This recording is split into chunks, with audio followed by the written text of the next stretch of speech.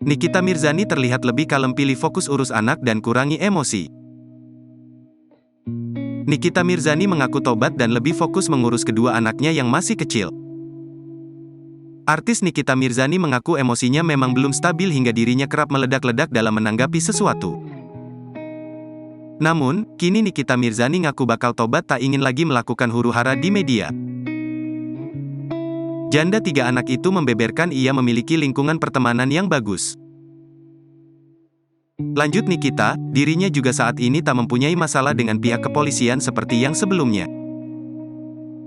Semenjak lebih kalem, dirinya mengaku rezeki menjadi lebih lancar. Ibu kandung Loli ini pun memutuskan untuk hidup bahagia saja. Ia juga memilih untuk mengurus kedua anaknya yang masih kecil. Terlebih, ia tak mau dijadikan tameng pansos lagi kepada orang lain.